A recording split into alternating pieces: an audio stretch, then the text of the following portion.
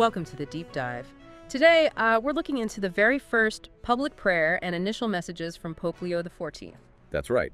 We're drawing mainly from a Fox News report here. And it's a really interesting moment, isn't it? We're seeing the first American pope kind of step out onto the world stage. Right, and just hours after visiting his predecessor, Pope Francis's tomb.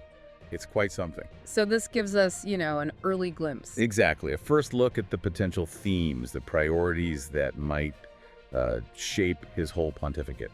Our goal here is really to unpack these first statements, these first actions. Yeah, to give you a clear picture of his initial approach and sort of the direction he seems to be heading. Okay, so let's start with the prayer itself, the Regina Kylie. Delivered in Latin from the loggia of St. Peter's Basilica. The classic spot. And the crowd, apparently huge. Fox reported around 150,000 people based on local authorities. Yeah, that's a massive turnout. Quite a debut, as you said. So the prayer itself, Regina Kylie, what's the significance there for listeners who might not know? Sure.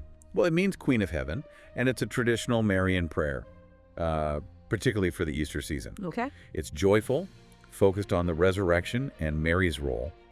Think of it as replacing the Angelus prayer during this specific time of year. Right.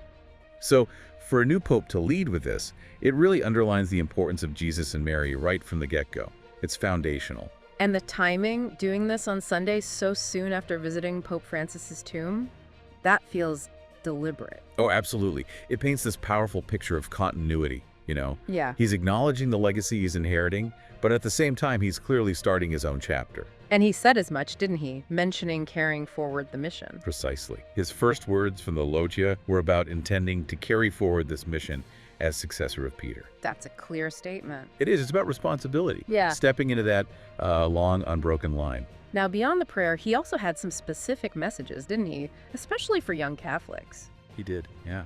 Very direct. His call was, do not be afraid. Welcome the church's invitation and that of Christ the Lord. That feels like a classic, almost timeless appeal within the church. It really is. It speaks to that ongoing need to, engage younger generations, encourage them to be active in their faith. It's fundamentally a message of hope, an invitation. And he also brought in the Virgin Mary again, linking back to the prayer. Yes, exactly. He said, may the Virgin Mary, whose entire life was a response to the Lord's call, always accompany us in following Jesus. So holding her up as an example. Right. An example of faith, of obedience. It's like a prayer for guidance for everyone in the church. But it wasn't all purely spiritual focus, was it? He made a very strong plea for peace. That was definitely a major part of it, and it really echoes Pope Francis's consistent calls for peace. With that direct line, no more war. Yeah. Straightforward, sets a clear tone immediately, and then he got specific. Very specific, calling for authentic and lasting peace in Ukraine. And a ceasefire in Gaza, plus demanding the release of all hostages held by Hamas. These are huge, complex, immediate crises he's jumping right into. That's what's striking, isn't it? This immediate wading into really difficult global issues in his first big public address. Suggests he sees a clear role for the church there. I think so. As a moral voice, an advocate for peace internationally. And he didn't stop there. No. He expressed gratitude for the ceasefire between India and Pakistan, and then prayed for a global miracle of peace. It shows this deep, broad commitment to peacemaking. And he even brought in history to back it up, mentioning the end of World War II. Exactly. Referencing the 80th anniversary and that horrific toll, 60 million deaths. Wow. It really hammers home the urgency of his peace calls today. Yeah. Connects the present dangers to the devastating lessons of the past. Okay, let's shift gears a bit. Before the Sunday prayer on Saturday, he spoke to the College of Cardinals. Right, his first official remarks to them. And the topic was maybe a bit surprising: artificial intelligence. It really was.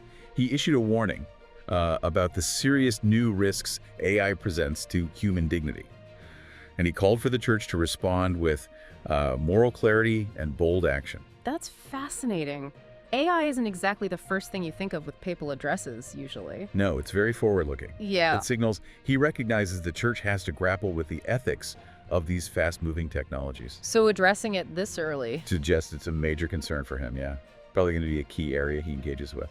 What kinds of things might that involve? Well, you could imagine guidance on stuff like bias in AI, the impact on jobs, from a social justice angle, maybe even how it affects human connection. lots of potential issues there. Okay, let's talk about the man himself, Pope Leo XIV. Born Robert Francis Prevost.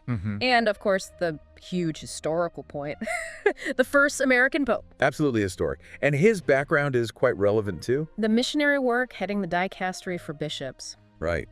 That dicastery role is significant. It's central to selecting new bishops around the world, so it gives him this deep understanding of the global church's structure and personnel. And his languages, English, Spanish, Italian, that must help. Oh, undoubtedly. A huge asset for communicating with such a diverse global flock. The Fox report also mentioned he was seen as a unifying choice after Pope Francis. What does that maybe suggest? Well, it could suggest the cardinals were looking for a leader who could maybe bridge some different viewpoints within the church. Foster some consensus? Possibly. Given the range of perspectives today, someone seen as a unifier might be viewed as, well, essential for stability and moving forward. And the name he chose, Leo. That immediately makes you think of Pope Leo III, right? It does, a very deliberate connection, I'd say.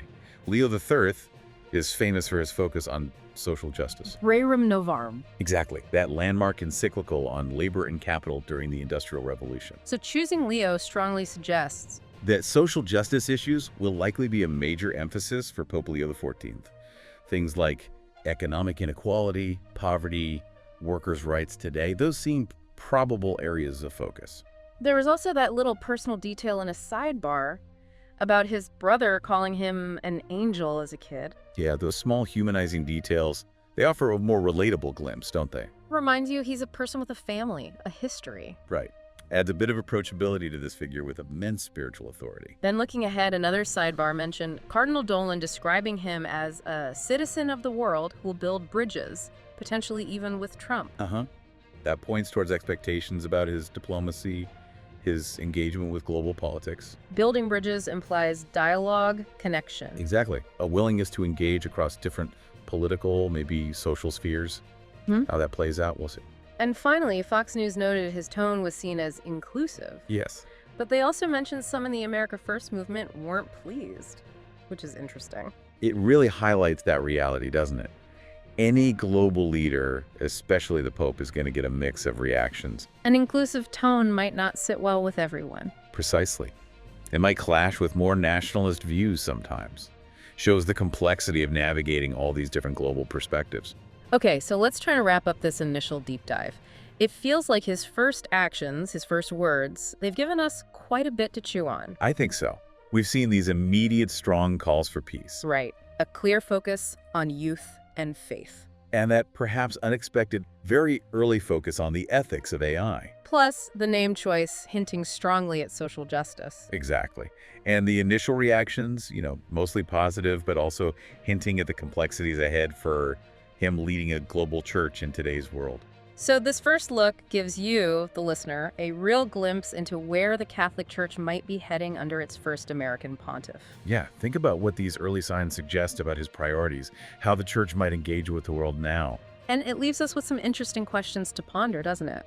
It really does. Yeah. With this focus on both tradition and these very modern challenges like AI, how is the papacy going to navigate the sheer complexity of the 21st century? And what does building bridges actually look like on the ground in today's global climate? Those are definitely the threads to watch, I think, as Pope Leo XIV's pontificate begins to unfold.